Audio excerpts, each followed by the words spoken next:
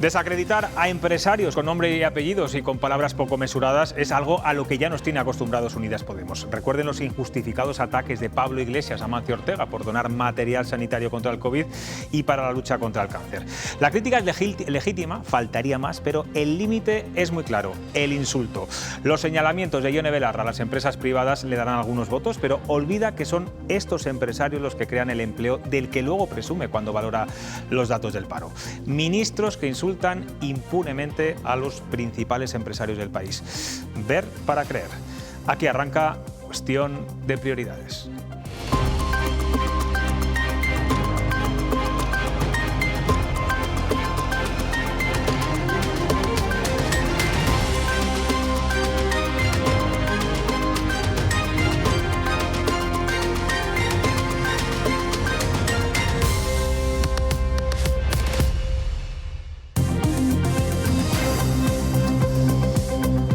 ¿Qué tal están? Buenas noches. Se está quedando solo Alberto Núñez Feijóo con su propuesta para que gobierne la lista más votada, y no solo en el terreno político, también en el mediático. Son varios los columnistas de opinión de periódicos progresistas y conservadores que creen que esta medida es excesivamente oportunista, que requiere de un debate sosegado y que ha eclipsado a las otras 59 anunciadas ayer por el presidente del PP para mejorar la calidad democrática.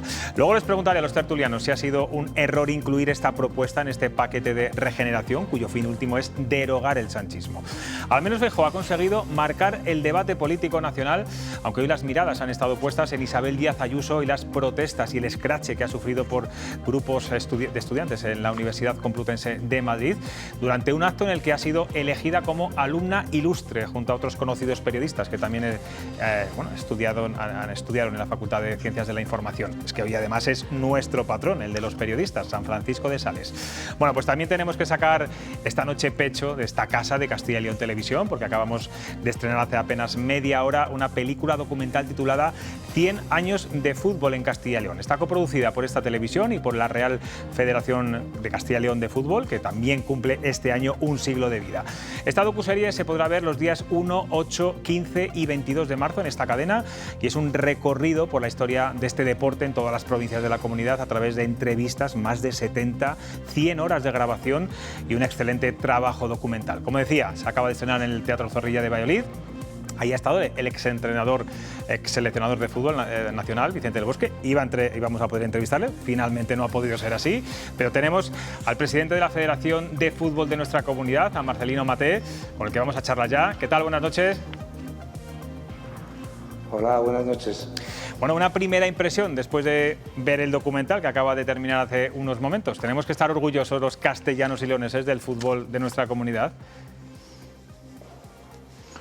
Sí, desde luego tenemos que estar muy orgullosos, porque creo que el fútbol se ha implantado muy bien en todo el territorio de la comunidad a lo largo de estos 100 años. Ha sido capaz de sobreponerse a todas las adversidades que ha tenido, y desde luego hay que reconocer que es la única actividad deportiva y social que en muchos sitios de nuestra comunidad se celebra a lo largo de todo un año, y sobre todo los fines de semana. Es verdad que nos cuesta tener equipos en primera división, pero ¿qué futuro le ve al deporte, al fútbol en Castilla y León? Nos cuesta tener equipos en primera división, pero porque hay que tener en cuenta contra qué competimos, ¿no? Hay que tener en cuenta que hay otras comunidades que se vuelcan con sus equipos de fútbol profesional en cuanto a ayudas y en otras muchas consideraciones. Y luego, por otro lado, el propio número de abonados. El Estadio Zorrilla tiene 20.000 espectadores y no es precisamente uno de los campos más grandes de la Primera División Nacional. Si ya nos bajamos a la Segunda División, pues realmente contar con equipos como el Mirandés o la Ponferradina, que son de dos ciudades de muy pocos habitantes compitiendo en Segunda División, contra equipos como el Real Zaragoza o el Granada, pues realmente tendremos que valorar muy mucho la labor que se está haciendo dentro de los equipos de fútbol de nuestra comunidad. Estoy seguro, señor Maté, que mucha gente que nos esté viendo en estos momentos no sabía que el fútbol de Castilla y León cumple 100 años, un siglo. ¿Qué logros, qué hitos más importantes destacaría usted durante todo este tiempo? Hombre, desde luego los 6 equipos que hemos llegado a tener en Primera División, ¿no?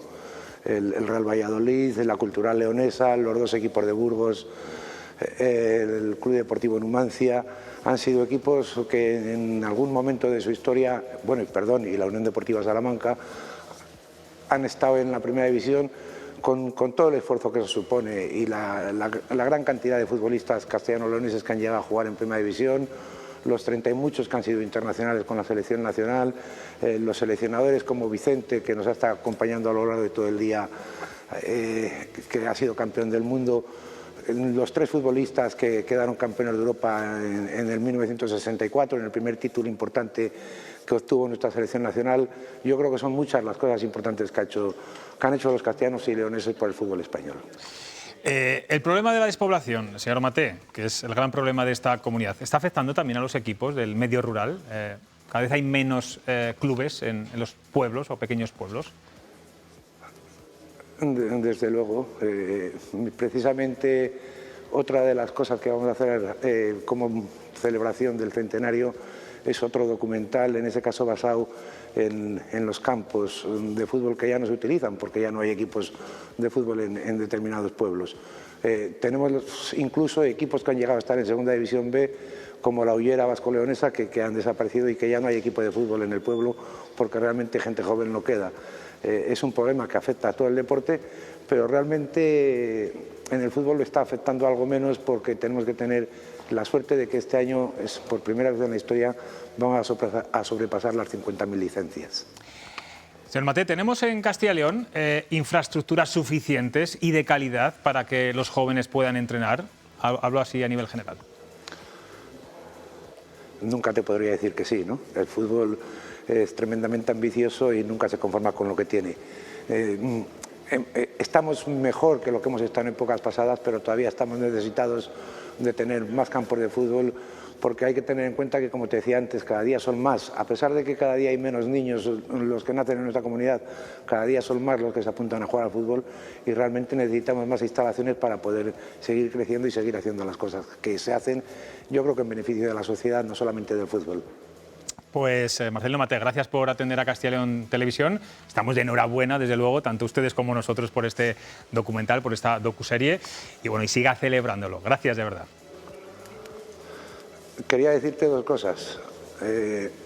La primera, que tengo que agradecer muy mucho el trabajo que han realizado todos tus compañeros para la realización de esta película, de este documental, porque creo que ha sido un trabajo en el que han puesto muchas ganas, mucho empeño y sobre todo mucho cariño, y cuando un trabajo se hace con cariño, pues al final se ofrece un buen producto. Y otra cosa, que felicitarte por el programa que haces, del que me declaro un seguidor casi todos los días que estoy en mi domicilio. Lo sé, porque me ha llegado. Gracias de verdad, y desde luego la enhorabuena a toda la sección de deportes de Castilla y León Televisión. De nuevo, gracias, señor Maté. Gracias a vosotros. Bueno, vamos ya con la actualidad y la imagen política del día, el escrache a Isabel Díaz Ayuso en la Universidad Complutense de Madrid. Mucha tensión en las aulas y en los pasillos durante el acto en el que se le concedía el nombramiento de alumna ilustre, ya que estudia allí periodismo, universitarios que protestaban e incluso la insultaban, y otros que todo lo contrario, la defendían. Natalia Fernández, buenas noches. Muy buenas noches, José Luis. Cuéntanos en imágenes cómo ha sido todo. Pues es que las imágenes hablan por sí solas, lo van a ver ustedes ahora. Ambiente muy caldeado en la universidad y choque entre los alumnos a favor y en contra de la presidenta. Había expectación dentro de la facultad antes de que llegase Ayuso, y es que los estudiantes llevaban tiempo preparando este escrache, lo que ha provocado que haya habido, como ven, un amplio dispositivo policial, insultos muy duros y descalificaciones a gritos en contra de la presidenta, que han provocado momentos, como ven, también de bastante tensión, incluso en pleno acto. La salida ha sido peor si cabe. Isabel Díaz Ayuso ha tenido que salir escoltada por la policía, y a su marcha los insultos y las agresiones entre sus defensores y sus detractores han obligado a la policía a intervenir. Bueno, Isabel Díaz Ayuso ya sabía que esto iba a pasar, lo habían avisado algunos alumnos en las redes sociales, pero aún así no se ha acobardado y ha decidido ir a ese acto. Sí, Ayuso es ella misma que en su intervención decía que lo que querían era impedir que recibiera ese reconocimiento y poder participar libremente en el acto. Ha contado que incluso ha llegado a leer amenazas. Ayuso lamentaba que estas situaciones tiñan eventos como este. Incluso he llegado a leer amenazas. Tenemos un helicóptero sobrevolando la universidad. Lamento que a veces esto tiña eventos tan importantes como estos para alumnos como Elisa, que se lo merecen todo y que sus familias y todas las familias de los demás premiados hoy se ven a veces en situaciones de tanta tirantez. Pocos lugares han de ser tan plurales, tolerantes y un ejemplo de convivencia como la universidad.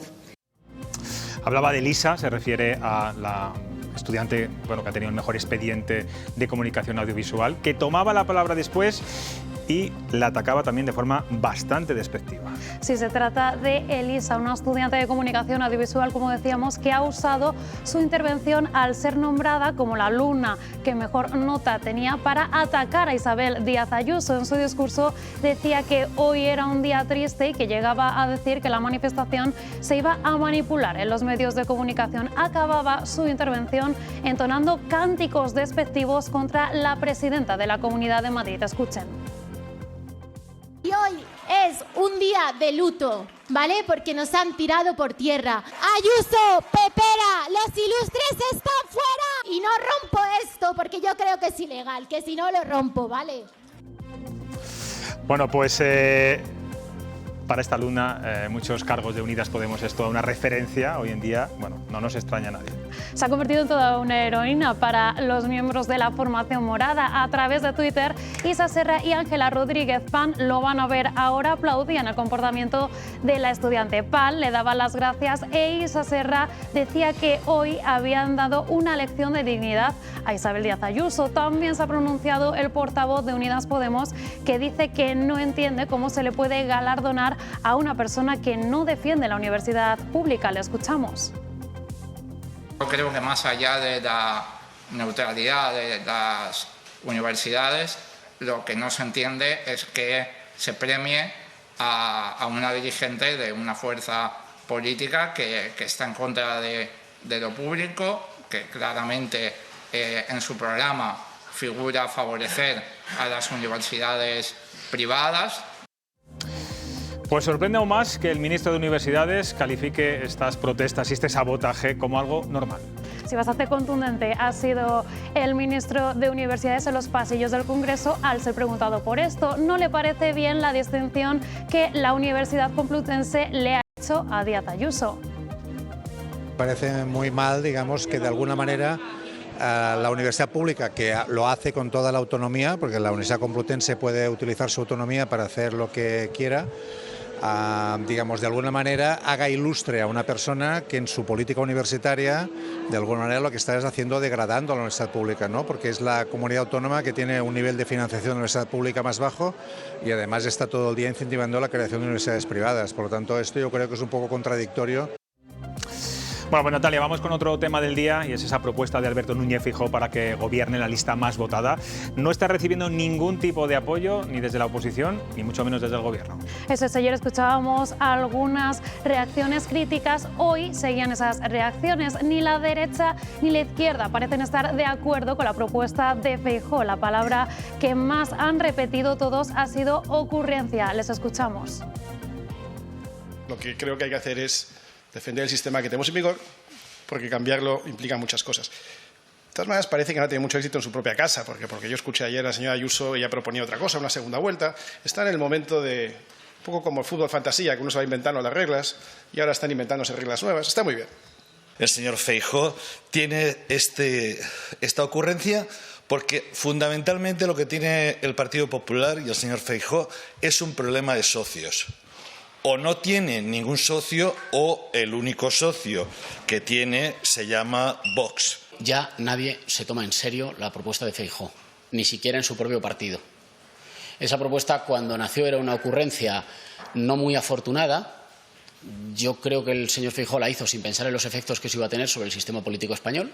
Si el señor Feijóo está pidiendo hacer un proceso constituyente y cambiar completamente de arriba abajo como un calcetín la naturaleza de nuestro sistema democrático, bueno, pues que plantee un proceso constituyente y entonces ya hablaríamos de otros temas como de la monarquía y... Pues casi me tuve que pellizcar porque en Badajoz votaron a una de las listas menos votadas para alcalde. Dice que habrán cambiado de opinión. Igual mañana vuelven a cambiar otra vez. Fíjese si se sintió solo ayer Feijóo, ¿no? Yo le vi firmar solo, pero es que firmaba solo porque estaba solo. porque apenas unos minutos después vimos como propios y extraños, como los suyos y los de fuera, como todos salieron a la contra de una decisión unilateral. Bueno, pues no todos los suyos están en contra de esa propuesta. Lo veíamos ayer, Alfonso Grande Mañueco apoyaba la lista más votada, que fuera la que gobernará, y hoy lo ha hecho el presidente andaluz, Juanma Moreno. Sí, el presidente de la Junta de Andalucía salía hoy en su defensa. Dice que al final el ciudadano elige quién es su favorito y que eso es lo que ha impulsado y lo que está impulsando Feijóo. Porque lo que se busca es estabilidad en las instituciones. Ahora mismo el mayor riesgo que tiene nuestra economía, nuestro progreso social, es la inestabilidad permanente en las instituciones. Y esa inestabilidad institucional pues se puede conseguir dotar de estabilidad buscando fórmulas alternativas.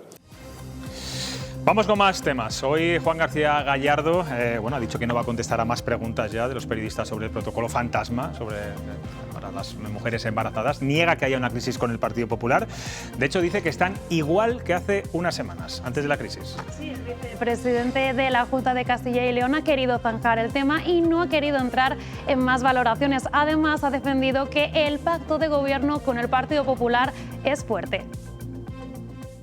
Como un roble, estamos como ya estábamos antes. Hace unas semanas yo escuchaba al presidente que estábamos haciendo cosas útiles y no puedo estar más de acuerdo. Somos un gobierno unido, fuerte y estable.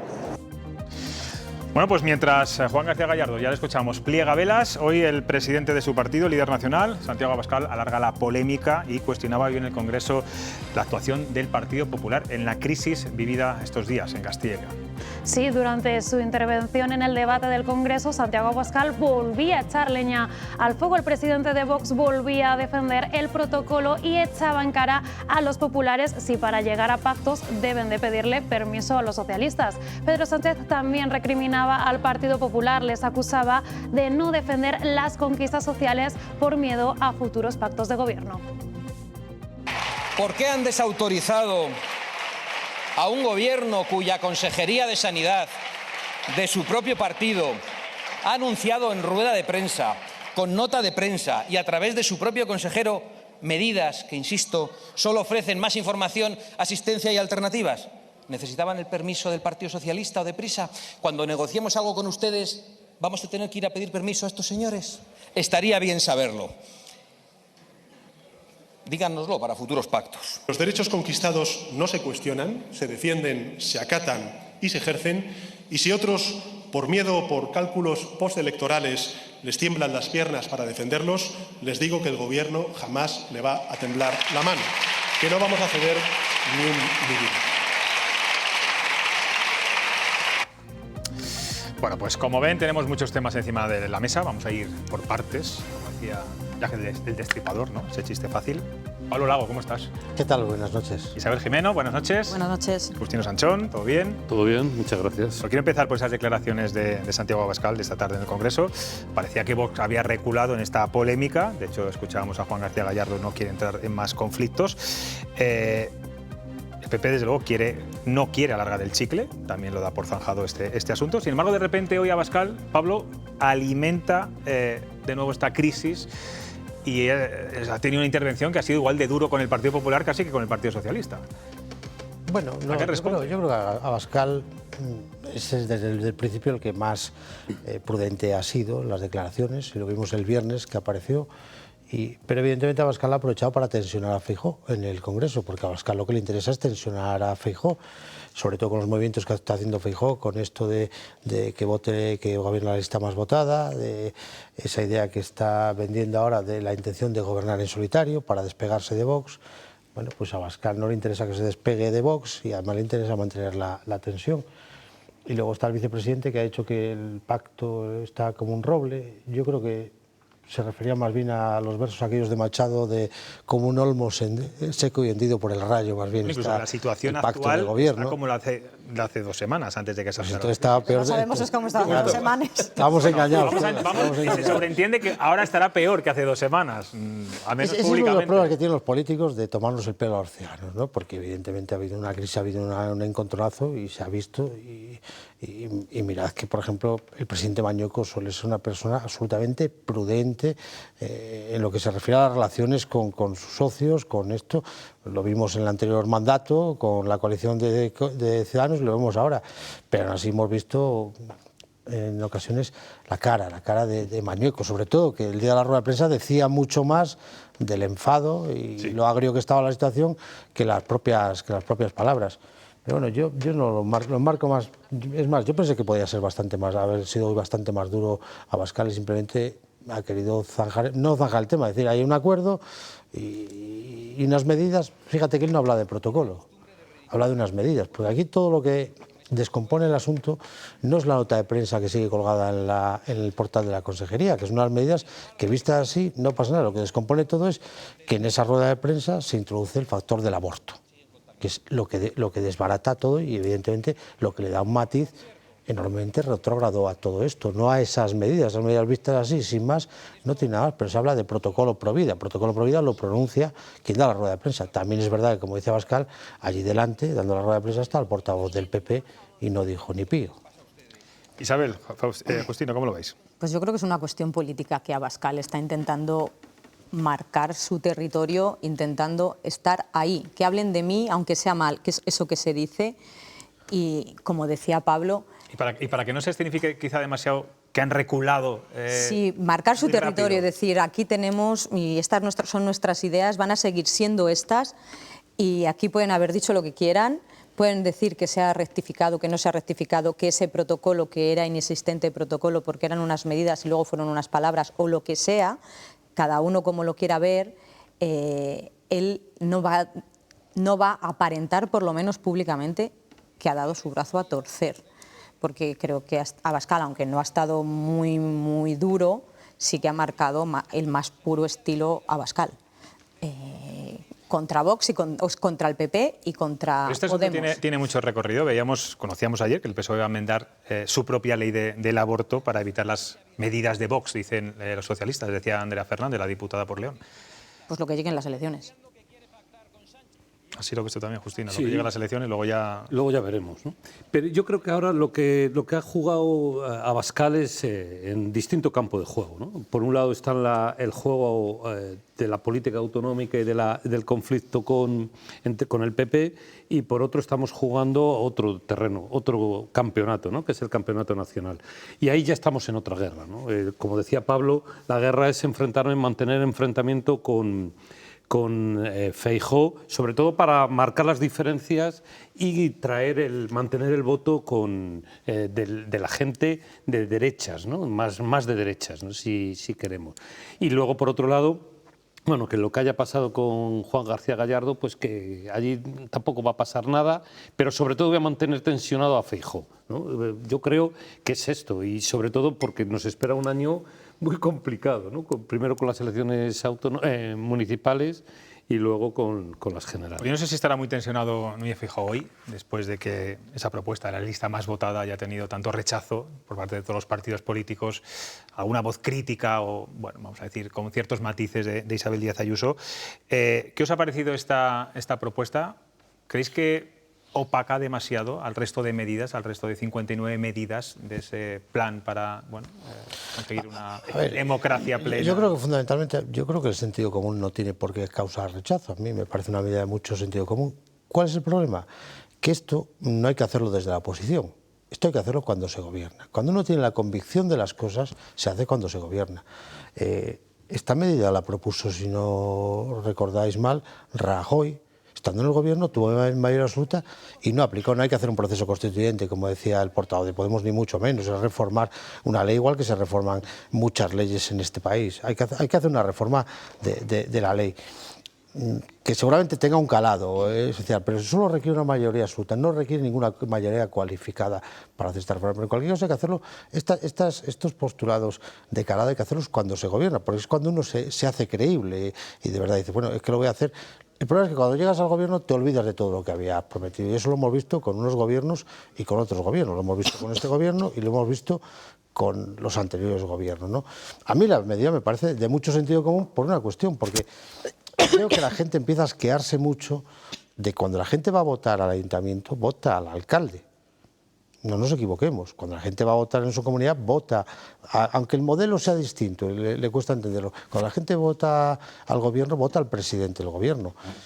¿Eso evita que luego haya que hacer acuerdos? No, porque el que salga de alcalde, si no tiene una mayoría suficiente, tendrá que buscar pactos y acuerdos para poder gobernar, por ejemplo.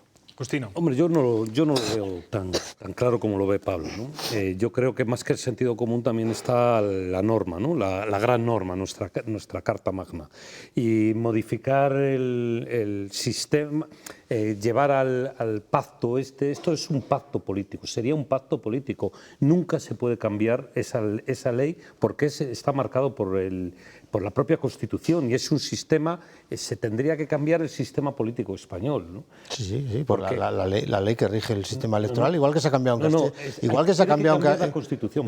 Tiene que cambiar la Constitución. No, en Castilla y León se ha cambiado pero porque eso se ha cambiado el sistema electoral, por ejemplo. Porque se cambia el estatuto. Pero la Constitución, pero no por una ley. La Constitución no te dice exactamente cómo tiene que ser, porque te marca el sistema político que rige. Sí, pero es un sistema parlamentario, no es un sistema presidencialista como podría ser a través de la lista más votada. Sí, claro que es un sistema parlamentario de aritmética parlamentaria. Pero perdona, lo que se está votando... Por ejemplo, las diputaciones no es ningún sistema parlamentario. No, por supuesto, de elección indirecta. Pero porque no es parlamentarismo ahí. Lo que es el parlamentarismo está en el Parlamento Nacional y en los ayuntamientos. Cuando tú dices que se vota al alcalde, no se vota al alcalde, se vota a una lista.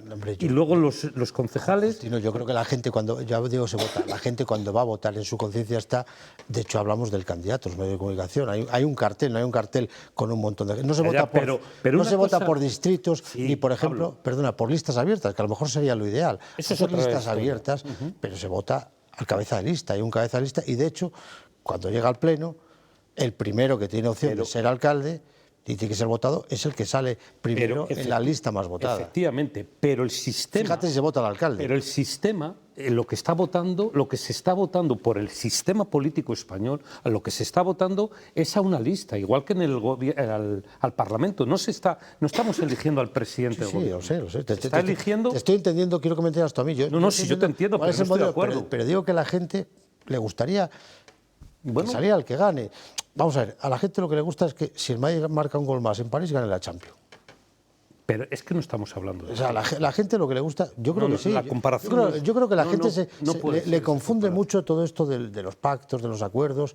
Yo creo que es como muy de sentido común que la gente diga el que más votos reciba, que gana. Pero es el común de los sentidos. Sí, es lo más simple que puede haber, ¿no? Es muy simple y entiendo que haya generado rechazo entre los grandes partidos y entre los minoritarios, porque en el fondo estás limitando mucho las posibilidades. A los pequeños les estás diciendo como que no te voy a contar contigo y a los grandes también es su forma de subsistir muchas veces, porque son llave y porque ha generado rechazo entre los suyos. Haz una encuesta. Entre grandes y pequeños. Grandes me refiero a todos los partidos. Candidatos del PP de Castilla y León y pregunta a ver si están dispuestos a la lista más votada. Hombre, sin ir más lejos, el PP entregó el poder de la Diputación en Zamora a un diputado de Ciudadanos que tiene un solo diputado.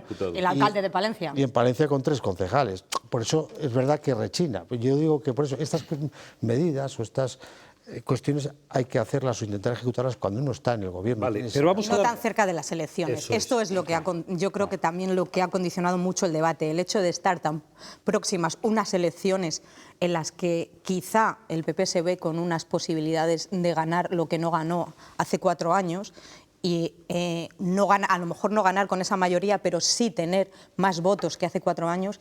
Y eso ha hecho que genere tanto rechazo también entre los propios, porque claro, alguien que ha llegado al poder, alguien que ha llegado al poder sin haber sido la lista más votada, a ver cómo lo defiendes ahora. Forma de adelantar argumentos, decir, bueno, yo lo intenté, al final tengo que pactar con Vox, aunque no quería, pero el Partido Socialista no lo permitió, ¿no? Pero en las medidas no está, por ejemplo, eso de publicar los viajes del Falcon. Por ejemplo, creo que estaba también eso, ¿no? Sí. Limitarlos. Ha opacado. Una cosa, Pere Aznar y Rajoy que iban en bicicleta. Claro. Porque, claro, es que hacer ese planteamiento no dice que cuando se tú has sido que gobierno... se limiten, entiendo que por el exceso de uso de Pedro Sánchez del Pacto. Sí, que una cosa es ir a un acto oficial y otra cosa a la boda. Vamos a cambiar de asunto, que quiero hablar también de... Pero ¿por qué decimos que hay un exceso de Pedro Sánchez? No sabemos cuáles sean los otros, es que no podemos compararlo. Entonces, bueno, lo que ha salido publicado durante los últimos años, ha habido casos y casos. Bueno, sí, por supuesto, pero sí, a ver si ahora... No, yo no estoy... Pero digo lo más reciente. No desconozco lo que voló a Aznar y Rajoy, que entiendo que también se utilizarían de forma desmesurada. Por eso es bueno limitarlo. Vamos con Isabel Díaz Ayuso. Y ese Scratch, la Universidad Complutense de Madrid. Creo que además los tres habéis estudiado allí, ¿o me equivoco? Yo sí. Sí. No. Ah, tú no. Yo estudié la misma que tú. Son la pontificia, es verdad. Uy, qué jóvenes sois. Eres de la primera promoción, ¿no? Gran universidad, la Pontificia de Salamanca. La Complutense también. La Complutense bueno, ¿se ha equivocado vuestra universidad, Isabel y Justino, en nombrar alumna ilustre a Isabel Díaz Ayuso? A mí sí, para mí sí.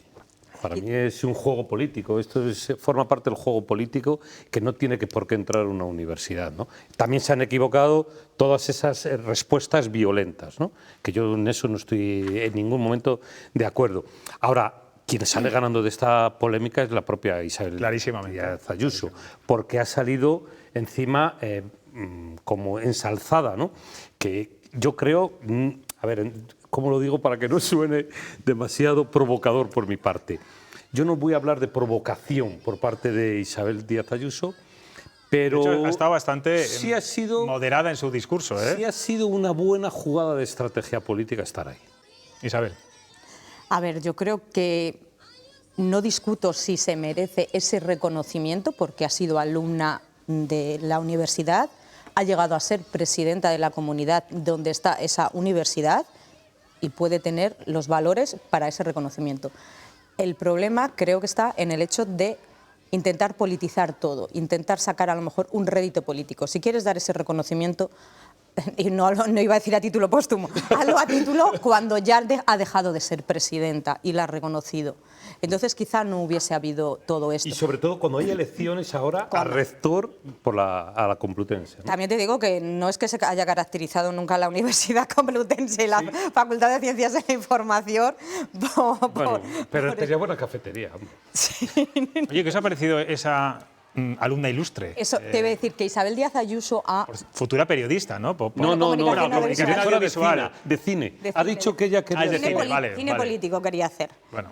Pero Isabel Díaz Ayuso sí que ha considerado que su presencia allí y todos esos altercados entre partidarios y detractores estaban opacando el reconocimiento a la persona que era la mejor alumna de la promoción, y ella, creo, desde mi humilde opinión, y es mi opinión, tan respetable como la de otros que han salido ahí, creo que no ha estado a la altura. Sí, porque se pueden criticar. Se pueden criticar, pero las formas también cuentan. Las historias, y sobre todo cuando estás en una facultad de Ciencias de la Información. A mí me ha parecido gracioso entre comillas, ¿no? Esta chica, bueno, pues vale, pues que se ponga ahí a dar gritos y ese cántico, pues no me parece que no viene a cuento. No es el lugar. Excesivamente despectivo. Más allá de otros comentarios que ha hecho. Sí, bueno, efectivamente. Yo en cualquier caso creo que desde que no está Pablo Iglesias al mando de Podemos, eso es un desbarajuste. No, pero no está. No, desde que no está, de verdad, eso es un desbarajuste. Oficialmente, Pablo, pero la realidad es otra, ¿eh? El ministro de Universidades es un irresponsable. Bueno, hemos descubierto que hay ministro de Universidades, que tampoco está mal. Bien, pero es un irresponsable porque una cosa es lo institucional y lo que representa, y otra cosa es la política, ¿no? Que es algo que está siendo tan transversal que la gente no la diferencia en política, ¿no? Hay un respeto institucional, el ministro de Universidades no puede hacer esas declaraciones, pero bueno, insisto que la política se ha convertido en esta Macedonia de todo vale, pero yo no sé si se da cuenta que cada vez que hablan las del Ministerio de Igualdad, como hoy han hablado, la número 1, la número 3, la número 6, todas estas las que se carcajean de que los violadores salgan a la calle, ponen más cerca a Díaz Ayuso de la mayoría absoluta. Por eso digo que eso es un desbarajuste. Cada vez que Podemos ataca a Díaz Ayuso, y lo vimos no hace tanto, lo vimos hace 2 años en las elecciones. Yo creo que ese es el rédito que ella muy inteligentemente hoy ha ido a sacar, a victimizarse. Sí, pero ese rédito ella no lo saca si no se le da hemos visto las declaraciones de todos los dirigentes de Podemos ella sabía contra Díaz Ayuso. Como decías tú en un principio, ella sabía a lo que iba, ¿eh? Sabía que iba a haber tensión porque había la convocatoria. Es más, se lleva durante una semana, me parece que es, o más de una semana, con anuncios por parte de profesores, de grupos de profesores y de alumnos. ¿Tú crees que lo más sensato por parte de Isabel Díaz Ayuso hubiera sido no haber asistido hoy?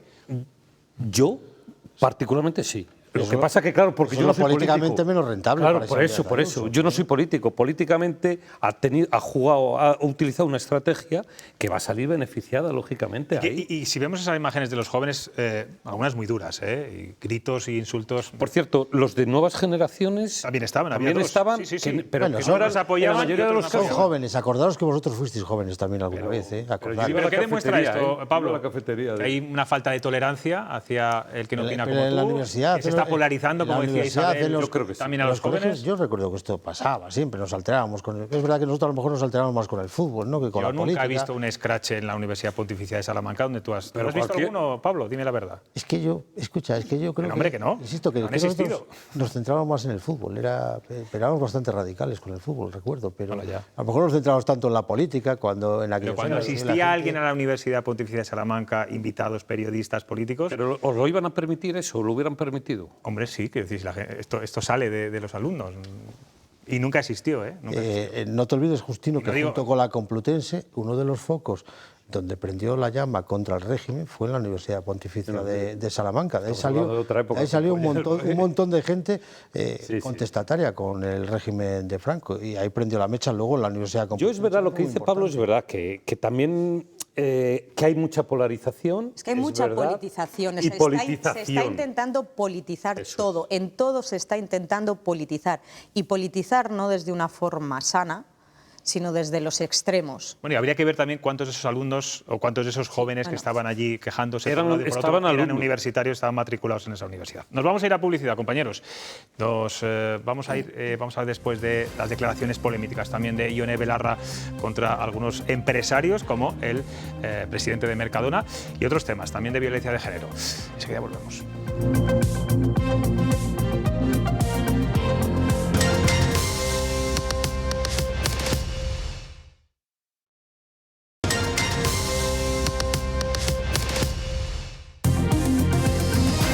Pues después de estos consejos publicitarios seguimos en directo en Cuestión de Prioridades. Son las 10 y 7 minutos de la noche. Como viene siendo habitual, los ministros de Unidas Podemos siguen generando polémicas cada vez que hablan. Y la última la ha protagonizado Ione Belarra, ministra de Derechos Sociales. En un acto de partido cargaba contra las empresas de distribución y más en concreto contra el presidente de Mercadona, Juan Roig. Vamos a ver qué es lo que dijo y luego vemos las reacciones que han provocado estas palabras. Natalia. Sí, cargaba duramente además contra el presidente ejecutivo de Mercadona. Ione Belarra calificaba de indecente a las grandes empresas de distribución y a los grandes supermercados. Asegura que se están aprovechando de la crisis económica y se están haciendo de oro a costa de eso. La escuchamos. Que los supermercados como Mercadona o como Carrefour se estén haciendo de oro a costa de la crisis económica derivada de la guerra de Ucrania. Es indecente que el señor Juan Roig se esté llenando los bolsillos siendo un capitalista despiadado. Y hay que decirlo claro, son capitalistas despiadados. Bueno, pues el señor Juan Roig no ha querido mencionar hoy a la ministra de Derechos Sociales, pero ha dejado muy clara cuál es su respuesta. Sí, Juan Roig salía en su propia defensa y en la de los demás empresarios. Asegura que ellos son quienes crean riqueza. Somos los que junto a los directivos y los empresarios generamos riqueza y bienestar. Si después los que les toca gestionarla lo saben hacer, pues hay riqueza para todos. Pues las palabras de Ione Belarra no son respaldadas por ningún partido político, ni siquiera por su partido socio de gobierno, ni por el propio Ejecutivo. Hoy ha hablado también la ministra portavoz. Eso es, hoy la ministra portavoz Isabel Rodríguez decía que no se hacía cargo de lo que dijese nadie y salía en apoyo de las empresas de distribución y de los supermercados en nombre del Gobierno de España. Y no ha sido la única dentro de las filas socialistas que ha discrepado de Ione Belarra. Quien sí la ha defendido ha sido Irene Montero.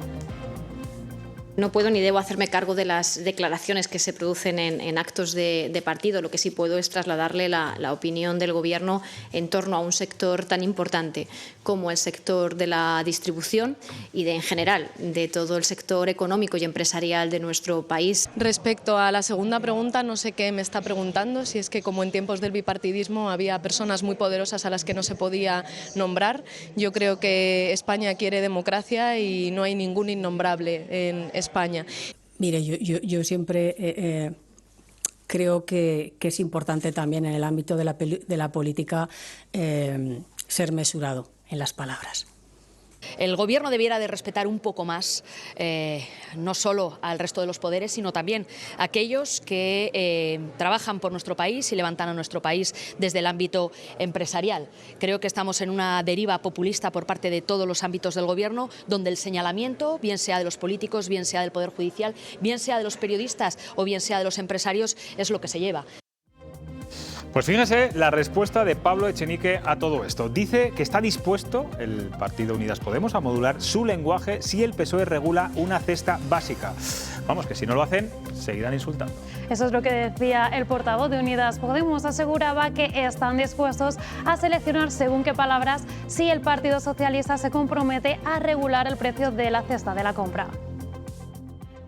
Si nuestro socio de coalición aceptase llevar a cabo una medida valiente para regular los precios de una cesta básica de la comida, yo creo que el ámbito de la comunicación política no va a ser un problema. Es decir, si lo que nos pide el PSOE es que seleccionemos los adjetivos y los adverbios a cambio de que regulemos una cesta básica de los alimentos, nosotros estamos dispuestos a hacer una selección semántica de adjetivos y adverbios. Bueno, no se lo exige el Partido Socialista, lo exige el sentido común. Valórame, Justino, porque además te veía así como hacer aspavientos. Ya sabes que lo del lenguaje no verbal mío... En tu caso funciona. Es muy pueril, ¿no? Si no hacéis esto, os sigo insultando. Pero ¿cómo que pueril? Es que esto yo creo que ya nos estamos volviendo locos todos. Esto está tomando una deriva que yo creo que es absurda. Yo les recomendaría a esta señora, Yone Belarra, o a este otro, al portavoz de Unidas Podemos, de verdad, que lean un poco más de literatura, ¿no? Yo ya no les voy a decir que lean algún tipo de libro, sino literatura, y que se dejen en paz de leer Twitter y pensar en Twitter, y que dejen en paz de leer temas políticos de su único partido, ¿no? Porque, hombre, yo creo que ya está bien de bobadas, ¿no? Puedes estar en contra de lo que hablábamos antes con Díaz Ayuso, ¿no? Puedes estar en contra de esta señora o del señor Ros como presidente o como responsable de una de las grandes empresas de España. Bueno, pues vale, lo planteas, no estoy de acuerdo con su forma de contratar o lo que tú quieras, ¿no? Pero, hombre, yo creo que esta deriva insultante, y además es que luego ya justifican lo que para mí es injustificable, que ya no es porque insulten al señor Ros, que es que a lo mejor tiene motivos para criticarle, no para insultarle, pero de ahí al insulto fácil, a ese, ¿cómo lo he dicho? Que ya no me acuerdo. Despiadado. Capitalista despiadado. De verdad, que a lo mejor que lean un poco de literatura, simplemente a Vargas Llosa, fíjate, a García Márquez, pues que lo lean, de verdad. Pero lo peor de todo es... para aprender vocabulario. Lo peor de todo es que en un tema tan serio ha demostrado Pablo Echenique que no se lo toma en serio y se ha puesto a frivolizar. Se ha puesto a frivolizar con la cesta de la compra, que es con las cosas de comer, con lo que come la gente. Lo que ha hecho es frivolizar, es decir, si ellos regulan una mesa, nosotros... O sea, está cambiando... Oiga, que esto no hablamos de esto hablamos de que la gente llegue a final de mes y que pueda llenar la cesta de la compra. En Francia lo están haciendo ahora, están intentando pactar lo que intentó hacer Yolanda Díaz hace unos meses, lo que pasa es que lo formuló mal, está intentando pactar con determinados supermercados, hacer una cesta básica de productos, pero de verdad, no aquella que hicieron donde no había que comer ni verduras, ni pollo, ni carne, ni pescado. Están haciéndola una con productos básicos donde se está incluyendo el pescado, las verduras, lo está haciendo en serio Francia. O esa idea de hacer unas cooperativas, porque claro, esto de gente que da lecciones, gente que nunca ha hecho nada, dar lecciones a quien ha hecho tanto, porque si no estuviera Mercadona estaría Lidl, Aldi, o alguno de estos gigantes europeos comiéndose el mercado. Yo prefiero que esté una marca española aquí. Pero más allá de eso, la propuesta viene de Pablo Iglesias, dice hacer una especie de cooperativas de supermercados. Insisto, esta gente que nunca ha hecho nada y le da lecciones a la gente que ha hecho tanto, como por ejemplo Roche, que se pongan y hagan el modelo. En esta rebaja del IVA que estamos, y notando, otra cosa, que la cesta de la compra es verdad que la gente cuando sales a la calle y otra haces cosa una encuesta nadie lo ha notado. muy ¿Hay que poner el importante, foco en las distribuidoras de alguna forma? Una cosa muy importante. También. Si hay que poner el foco en las distribuidoras, si se está especulando, Yone Belarra se olvida que el ministro de Consumo, el que tiene esas competencias para evitar la especulación, es suyo. Desaparecido últimamente. Desaparecido, claro. Sí, también porque cada vez que habla sube el pan. Nunca mejor Ya ha dicho. vuelto. Yo Nunca creo que ya mejor no ha dicho. vuelto. Yo creo que ya no ha vuelto por eso mismo. Ha sido papá, no sé si volviendo a las declaraciones, como decías tú antes, estamos acostumbrados, pero que estemos acostumbrados no significa que estén justificadas. Y una cosa es que cuando no tienes otra cosa que decir, yo creo que caes en el insulto. Y es la manera de ganarte un titular, porque es su manera de vivir a golpe de titular y de tuit. Y salir en Twitter. Y me parece, vale, regular la cesta de la compra. Lo primero que está mezclando churras con merinas, porque no tiene nada que ver que tú te dediques a insultar a todo el que no te cae bien por tus principios ideológicos, porque es capitalismo y el capitalismo es malo, a que quieras regular la cesta de la compra. Que para regular la cesta de la compra hay que tener en cuenta muchas cosas, porque pactar o cerrar un precio en el supermercado también tiene que significar que al productor de a pie, al productor del campo y al ganadero no le va a significar que todavía le van a pagar menos por esos productos que ya está recibiendo muy poquito por ellos y con los que no cubre costes de producción, ahora que a ellos también les ha subido el gasoil y les han subido todos los costes de producción. Con lo cual no es tan fácil como decir que ahora el pan cuesta 50 céntimos, porque que el pan cueste 50 céntimos significa que el resto de la cadena que tienes detrás también va a recibir menos. Y esa gente también tiene que vivir. Igual hay que regularlo de otra manera. Hay que tener en cuenta todo, toda la cadena. No solo decir, he logrado hacer una cesta de la compra, bueno, como decía Pablo, con unos productos que, bueno, pues si una familia se mantiene todos los meses solo comiendo eso,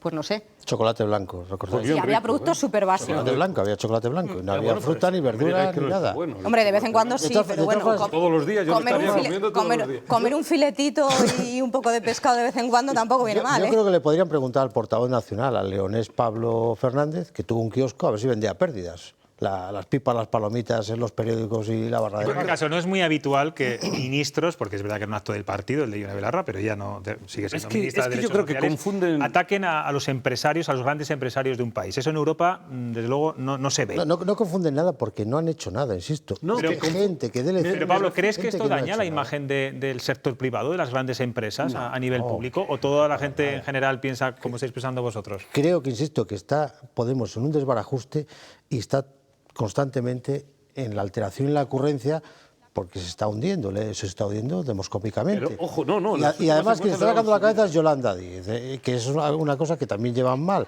porque al final no han podido competir con el Sumar, que al final es el Sumar el que se va a quedar ahí.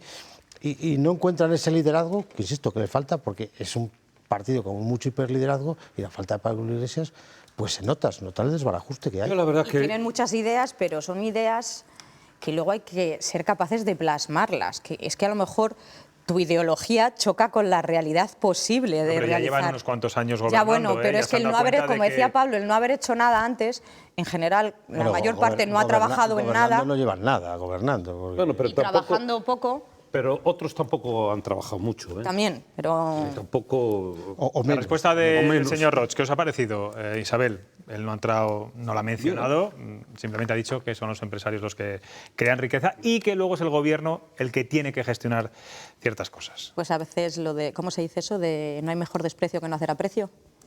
Bueno, pues por ahí van las cosas. Bueno, vamos a cambiar de asunto y vamos a abordar un tema que nos sigue doliendo y enfureciendo mucho a todos. Ayer conocíamos a primera hora de la mañana el asesinato de una mujer y de su hija de 8 años a manos de su pareja. Ocurría en Valladolid, es el primer caso de violencia de género en Castilla y León. Y también se confirmaba que el asesino ya tenía antecedentes por malos tratos. Por eso hoy hemos querido preguntarles en las redes sociales si habría que reforzar las medidas de protección a las mujeres ante los últimos casos de violencia de género en España. La respuesta, bueno, pues no podía ser más contundente, ya la ven, un sí, un 83% cree que sí, que habría que incrementar y reforzar las medidas de protección y solamente un 17% cree que no. ¿Qué os parece, Justino? Yo creo que sí, que hay que aumentar las medidas de protección, pero no solo aumentar las medidas de protección, sino yo creo que es importantísimo la educación, ¿no? Potenciar la educación desde el colegio para evitar casos de violencia de género como los que estamos viviendo. Pero no es un problema que se vaya a resolver, con la educación no se va a resolver de manera inmediata, sino de esto tiene que ser muy a largo plazo, pero algo tiene que cundir, ¿no? Porque, sobre todo pensando que hay muchos, entre los adolescentes empiezan a aumentar los casos de agresiones entre parejas de chavalitos, ¿no? Por decirlo, de los jovencitos. Entonces eso a mí sí que me preocupa, ¿no? ¿Cómo es posible que chavales de 18 y 19 años estén agrediendo a sus novias y se esté considerando como normal, ¿no? Entonces, para evitar todo eso tenemos que partir de la educación y al mismo tiempo... En casa también, ¿eh? También. Los padres, digo. Todos. La educación es todo, es desde... Otra cosa es la enseñanza, pero efectivamente yo creo que desde pequeñitos tenemos que apostar por eso, ¿no? Y luego las medidas de protección, yo también creo que es importante que la cultura, la mentalidad empiece a cambiar en muchos estamentos, ¿no? Incluidos los judiciales. Isabel.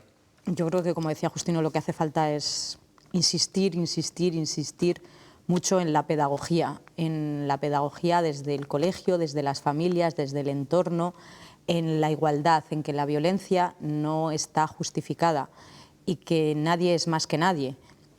Y lo que, como decía él, es que me sorprende que hay nuevas generaciones en las que está como resurgiendo o está creciendo esa especie de sensación de posesión y de que, o sea, por una parte,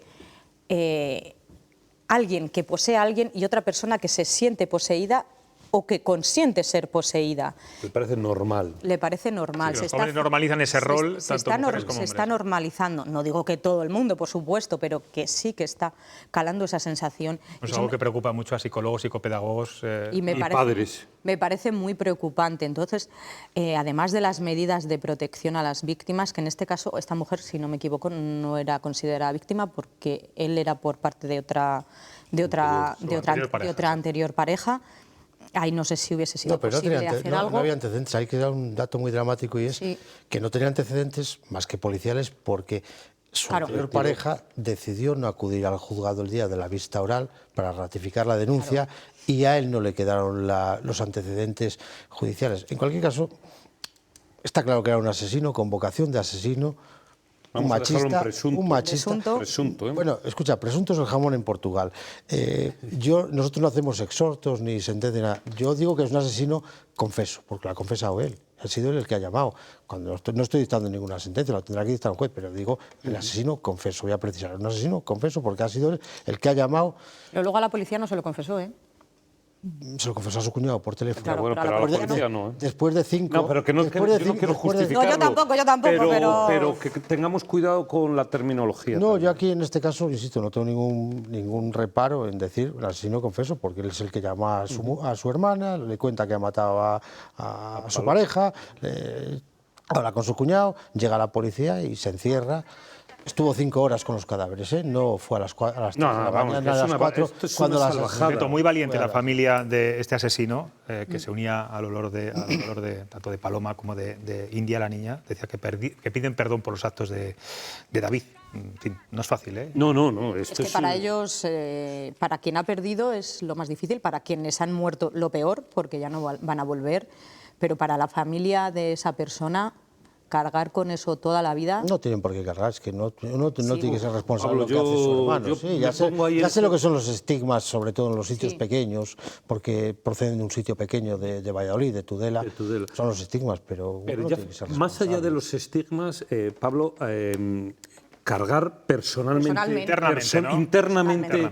Vamos, yo no me gustaría ponerme en el pellejo de una madre. Familia de ese chaval, de ese salvaje. Me imagino que a ti ni a nadie le gustaría. Vamos, no, que me refiero para justificar. Bueno, en cualquier caso, un acto de valentía lo que han hecho. Sí, está claro. Os quería preguntar, porque el Poder Judicial y todos los operadores de los tribunales se sumaron ayer precisamente a la urgente necesidad implantada por Igualdad Interior sobre el uso de las pulseras en todos los casos de especial relevancia, hablan. Dicen que es el método más eficaz en la lucha contra esta lacra, porque de las 1.200 mujeres que han solicitado este dispositivo desde su implantación en el año 2009, ninguna ha sido asesinada. ¿Puede ser una solución? ¿Puede ser un parche que sirva para mucho? Isabel. En cualquier caso, Pero yo espero que como mucho sea un parche, que esto pueda acabar en algún momento, porque si nos estamos conformando en que una mujer va a tener que vivir de por vida o las mujeres van a estar condicionadas a vivir de por vida de una pulsera, siendo prisionera, es que es eso, ser prisionera de una pulsera. Terrible. Me parece... Eso no puede ser lo que aspira la sociedad ni lo que aspira la política, no puede aspirar a eso. Eso tiene que ser un parche, tiene que ser una urgencia, pero no podemos... Serás también para los contratadores, ¿eh? Sí, pero no puede ser vivir con una pulsera tu salvación. Entiendo que a corto plazo es un parche, como decías, una solución, pero a largo plazo yo no puedo admitir que eso sea nuestro porvenir. Ya no te digo que esto se solucione a corto plazo, pero... Lo que está claro que, como decías tú, de la igualdad, mucho papel tenemos que jugar los hombres, ¿no?, en esto.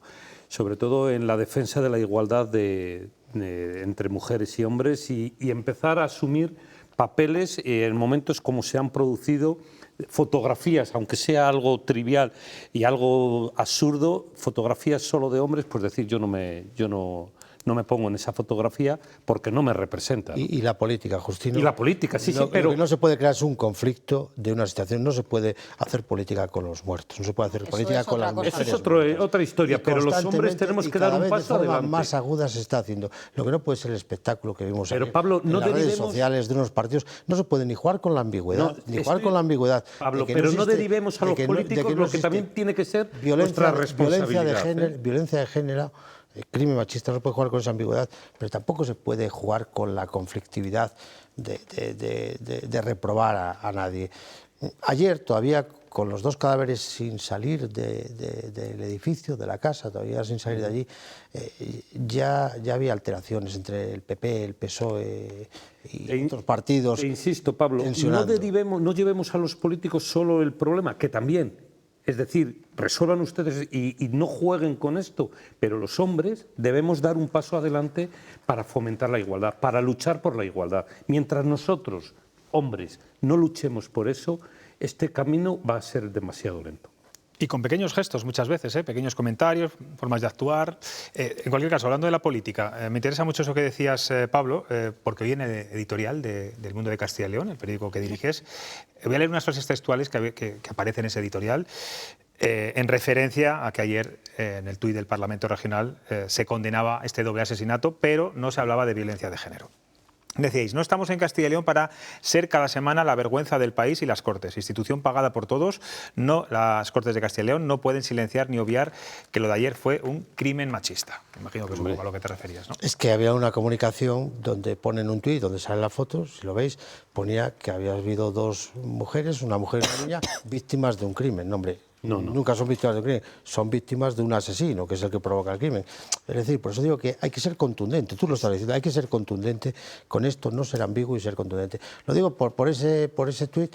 Y Juan García Gallardo me parece que ayer comparó o metió en la información... Fue bastante más contundente en su tuit el vicepresidente, que lo fueron las Cortes, en un día como ayer. También del asesinato de Ordóñez, ¿no?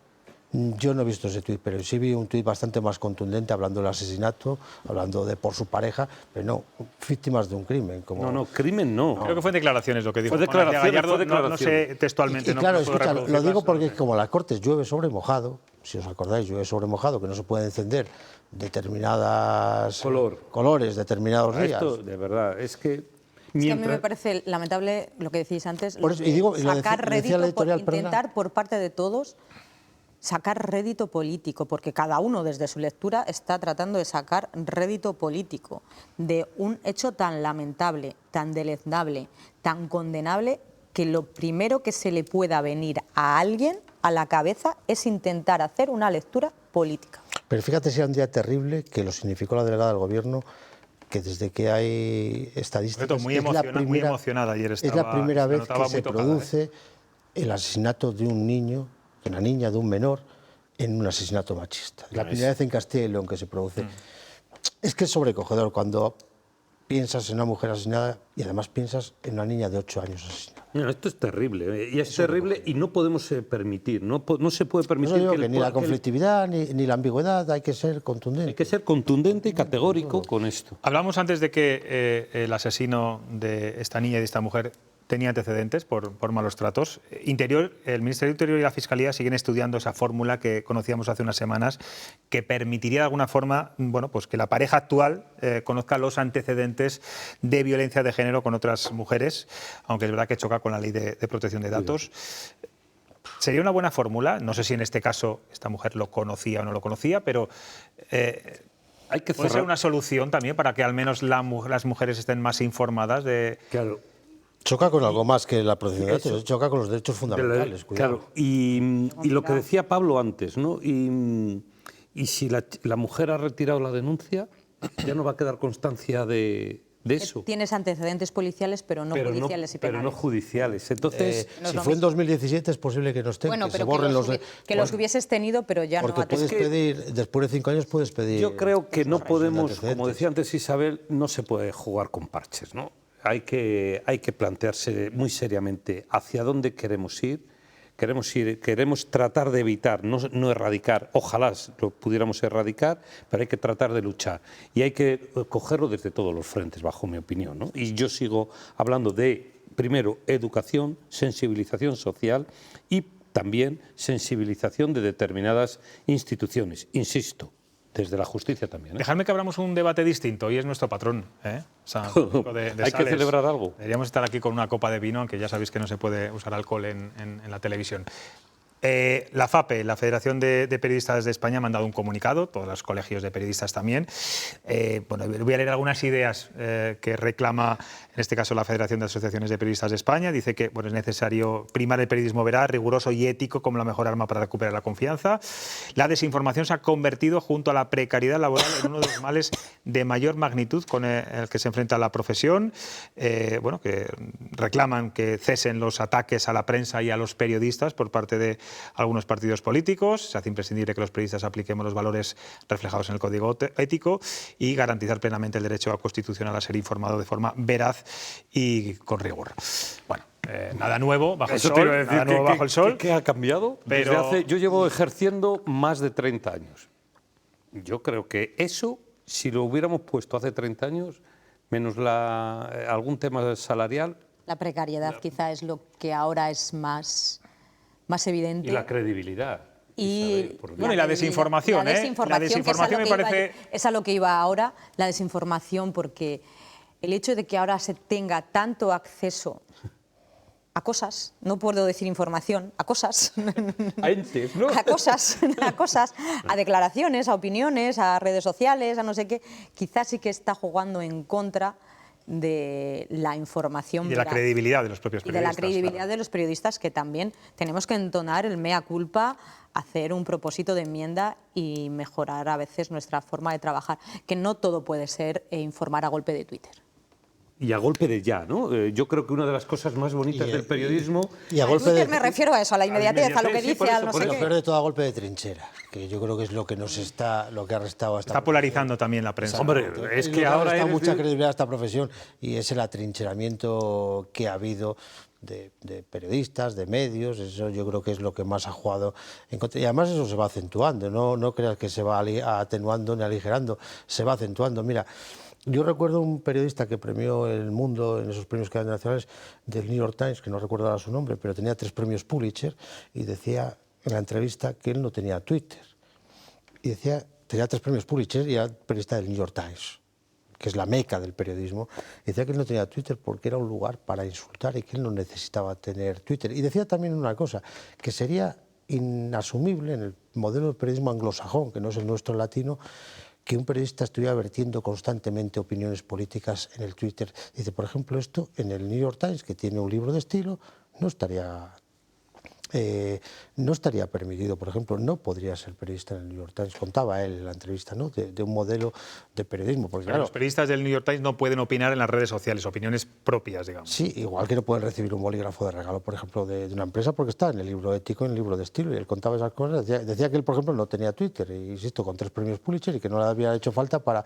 Pero decía que además había cosas que sería decía que es que no se lo plantearía ningún periodista, no porque no pudiera, sino porque era como inasumible que estuvieras volcando debates políticos propios, que los puedes tener, pero que no daba un rango de rigor, de credibilidad. Lo que contaba este buen hombre... Tu opinión y tu ideología se debería quedar a las puertas de tu trabajo. Claro, pero es que siendo muy consciente de dónde trabajas, claro. Claro.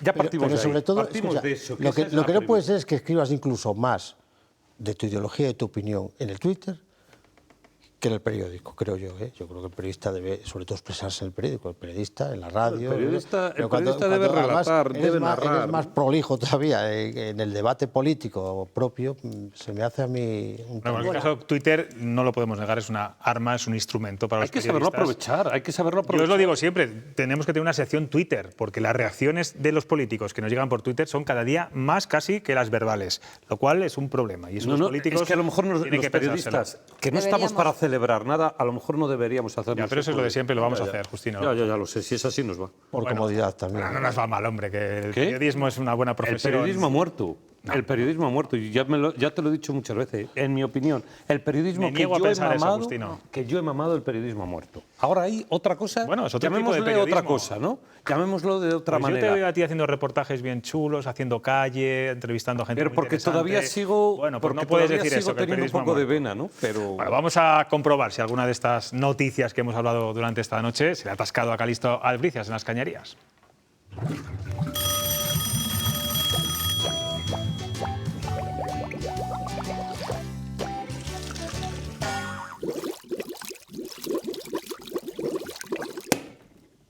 Hay cosas desconcertantes, atascando las bajantes. Una empresa de Salamanca, Redacta.me, está desarrollando una inteligencia artificial capaz de redactar textos originales en español y que quieren hacer trabajar en marketing. Nada de marketing. Quiero sacarme unas oposiciones. Pues sí que es inteligente, esta inteligencia artificial.